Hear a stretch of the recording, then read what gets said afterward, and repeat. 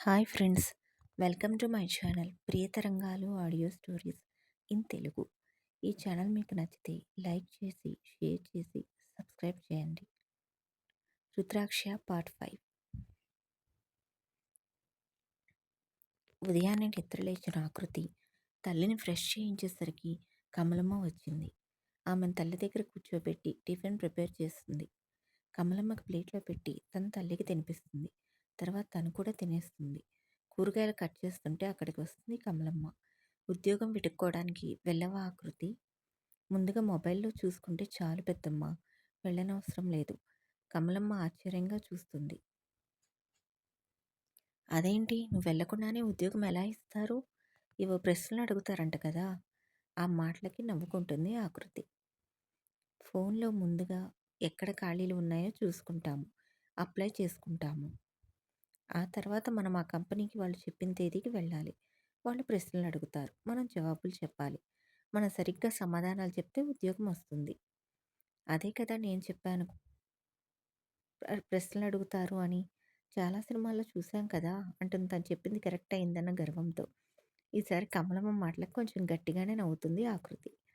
ఓయ్ ఆకృతి, నేను చెప్పింది నిజమే, నువ్వు నవ్వకు అంటూ ఉడుక్కుంటూ ఆకృతి చేతిలో పని అందుకుంటుంది. సరే సరే, నువ్వు చెప్పింది నిజమే అంటుంది ఆకృతి చిన్నగా నవ్వి. సరేలే, నువ్వు వెళ్ళి అమ్మ దగ్గర కూర్చొని ఫోన్లో చూసుకో, వంట నేను చేసేస్తానులే అంటుంది. సరే అంటూ ఒక పుస్తకం, పెన్ను ఇంకా తన మొబైల్ తీసుకొని తల్లి దగ్గరికి వెళ్తుంది. ఏటో చూస్తున్న తల్లి తల నిమిరి తన పక్కనే ఉన్న కుర్చీలో కూర్చొని జాబ్ సర్చింగ్ సైట్స్ ఓపెన్ చేస్తుంది. తన ఫ్యాషన్ వరల్డ్కి సంబంధించి ఎక్కడ ఖాళీలు ఉన్నాయో చూసుకోవడం మొదలు పెడుతుంది. ఒక కంపెనీలో అనుకోకుండా ఈరోజే ఇంటర్వ్యూ ఉండడంతో హ్యాపీగా ఫీల్ అయి టైం చూస్తుంది. మధ్యాహ్నం 2 గంటలకు ఇంటర్వ్యూ ఉండడంతో అమ్మయ్య అనుకుంటుంది. ఈ ఉద్యోగం అన్ని రకాలుగా తనకు అనుకూలంగా ఉంది. కొత్త వాళ్ళకి జాబ్, పైగా వాకిన్ కనుక రిఫరెన్స్ అవసరం లేదు అని ప్రశాంతంగా ఫీల్ అవుతుంది. అడ్రస్ ఫోటో తీసుకుంటుంది. తల్లి దగ్గరకు వచ్చి ఇలా ఒక వేకెన్సీ ఉంది, వెళ్ళి వస్తాను అని చెప్తుంది. ఆమెలో ఏ చలనం ఉండదు. నేను జాబుకు వెళ్తుంటే నువ్వు నా వెనక పరిగెడుతూ బాక్స్ పెట్టే రోజు తొందరలోనే వస్తుంది మా అంటూ ప్రేమగా హత్తుకొని కొద్దిసేపు అలానే ఉండిపోతుంది. తర్వాత కిచెన్లోకి వస్తుంది. విషయం కమలమ్మకి చెప్తుంది. అయితే భోజనం చేసి బయలుదేరుమా, అది పెద్దమ్మ అంటూ అలాగే చెప్పడానికి ఆకృతి ఇబ్బంది పట్టడం చూసి ఆమెకు అర్థమవుతుంది. నువ్వు అసలు మీ అమ్మ గురించి కంగారు పడకు, నువ్వు నన్ను పెద్దమ్మ అని పిలుస్తున్నావు. మీ అమ్మ నాకు చెల్లెలు కదా, చాలా జాగ్రత్తగా చూసుకుంటాను. ఆ మాటలు విన్న ఆకృతి ఆనందంతో కమలమ్మను హత్తుకొని థ్యాంక్స్ చెప్పి తనకు కావలసినవన్నీ చూసుకోవడానికి వెళ్తుంది లోపలికి. An fashion world. ఒక హ్యాండ్ పాకెట్లో పెట్టుకొని మరో హ్యాండ్తో ఫోన్ పట్టుకొని కాల్ మాట్లాడుతూ వస్తున్న అనూప్ని చూసి అమ్మాయిలందరూ అలాగే చూస్తూ ఉండిపోతారు. అతని మొహంలో కళ, ఆ రాజసం వేరే ఎవరికీ రాదు. అతని అందానికి ముగ్ధులై కొద్దిసేపు అలానే చూస్తూ ఉన్నా అతని దగ్గరికి వచ్చే కొద్ది సిస్టంలో తలదూరుస్తారు వర్క్ చేసే నెపంతో. కాల్ మాట్లాడుతూనే తన క్యాబిన్కి వెళ్ళిపోతాడు శ్రీ. సిస్టమ్ ఓపెన్ చేసి అఖిల్ని పిలుస్తాడు. అనూప్ ఎందుకు పిలుస్తున్నాడో అర్థమయ్యి ఫైల్ తీసుకొని అతని క్యాబిన్కి వెళ్తాడు అఖిల్. అఖిల్ ఫైల్ ఇవ్వగానే ఫైల్ చూస్తూ అత్త ఎలా ఉందిరా అంటూ అడుగుతాడు. బాగుందిరా, చాలా రోజులైంది తనని చూసి అంటూ అఖిల్ తల్లి యమునకు కాల్ చేస్తాడు, ఫైల్ చూడటం అయిపోగానే పక్కన పెడుతూ. కాల్ లిఫ్ట్ చేసిన ఆమె నందు అంటూ ఆప్యాయంగా పిలుస్తుంది. ఎలా ఉన్నావు అత్త? బాగున్నా నాన్న, ఈ మధ్యన ఈ అత్తని చూడటానికి రావడం లేదుగా అంటుంది అలుకగా.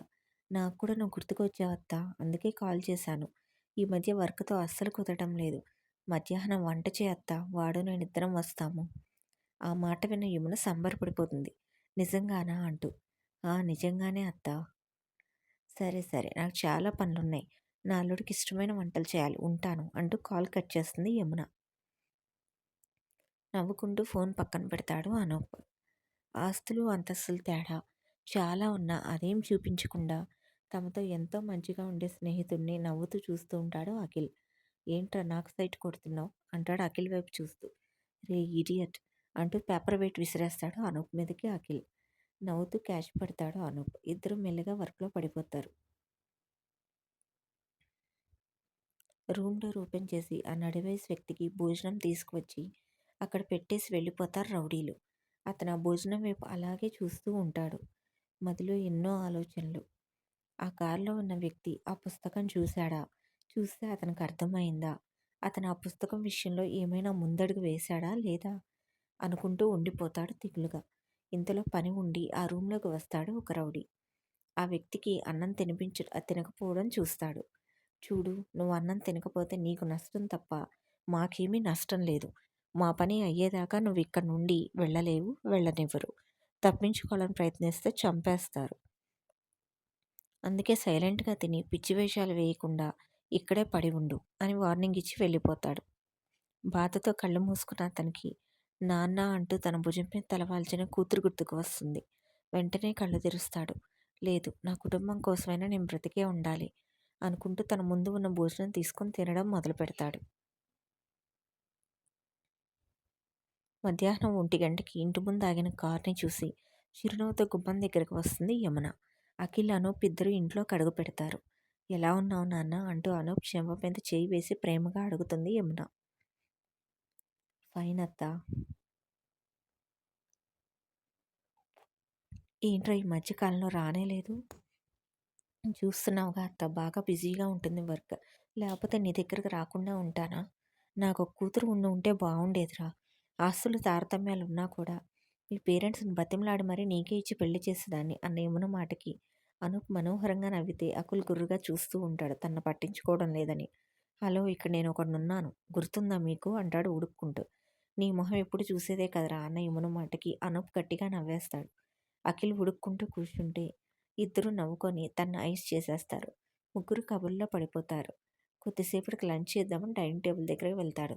అక్కడ ఉన్న వంటకాలు చూసి అనూప్ ఆనందంతో థ్యాంక్స్ అత్త అంటాడు. అన్నీ తనకిష్టమైనవే ఉండడంతో. ముగ్గురు కబుర్లు చెప్పుకుంటూ భోజనం ముగిస్తారు. మరోసారి వస్తా అత్త అని చెప్పి అనూప్ బయలుదేరిపోతాడు. ఆఫీస్కి వెనకే అఖిల్ కూడా.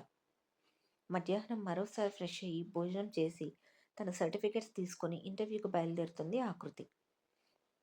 ముందుగానే బయలుదేరడంతో బస్ ఎక్కి తను చేరవలసిన చోటికి 10 నిమిషాలు ముందుగానే చేరుకుంటుంది. అటు పెద్దది కాదు, ఇటు చిన్నది కాదు. మధ్యస్థంగా ఉన్న కంపెనీ. ఇంటర్వ్యూకి చాలామంది వచ్చి ఉంటారు. అందరి డ్రెస్సులు చాలా స్టైల్గా ఉన్నాయి. తనే నార్మల్గా ఉంది. మామూలు చూడీదార్ వేసుకుని వచ్చింది. అందరూ ఒక రకంగా చూడటం గమనించినా పట్టించుకోలేదు. ఇంటర్వ్యూ మొదలవుతుంది. ఆకృతి మొదటి రౌండ్ క్లియర్ చేస్తుంది. రెండో రౌండ్ కంపెనీ సీఈఓ తీసుకుంటారనడంతో కొంచెం భయంగా అనిపించినా సర్దుకొని బాగా చేయాలి ఇంటర్వ్యూ అని డిసైడ్ అవుతుంది. కొద్దిసేపటికి ఆ రౌండ్ కూడా మొదలవుతుంది. ఒకరి తర్వాత ఒకరు లోపలికి వెళ్ళి వస్తూ ఉంటారు. కొందరు బాధగా, మరికొందరు ఆనందంగా బయటకు వస్తూ ఉంటే తన పరిస్థితి ఏమిటో అనుకుంటుంది. చివరికి తన సమయం రానే వస్తుంది. భయంగానే లోపలికి అడుగు పెడుతుంది ఆకృతి. లోపల ఉన్న వ్యక్తి ఆకృతిని చూసి రెప్పవేయడం మరుస్తాడు. కానీ ఆమె ఆహార్యం సింపుల్గా ఉండడంతో అతని పెదవులపై ఒక కన్నింగ్ స్మైల్ విరుస్తుంది. కూర్చోండి అని సీట్ ఆఫర్ చేయగానే కూర్చుంటుంది థ్యాంక్స్ చెప్పి.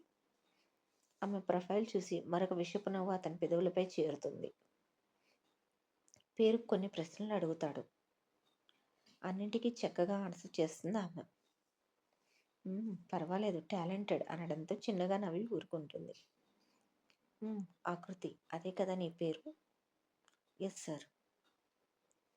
గుడ్. నీ శరీర ఆకృతికి నీ పేరు అందం సరిగ్గా మ్యాచ్ అయింది అంటాడు సన్నగా నవ్వుతూ, ఇంకా సూటిగా చూస్తూ. అతని మాటలు విని షాక్ అవుతుంది ఆకృతి. ఆ మాటలు ఊహించలేదమ్మ. భయంతో సన్నగా కంపిస్తుంది ఆమె శరీరం. నుదుటన చెమటలు పట్టేస్తాయి. ఆమెను సూటిగా చూస్తూ, నేనేమీ అబద్ధం చెప్పలేదు. చాలా అంటే చాలా అందంగా ఉన్నావు. ఈ స్టోరీ మీకు నచ్చితే తప్పకుండా సబ్స్క్రైబ్ చేయండి.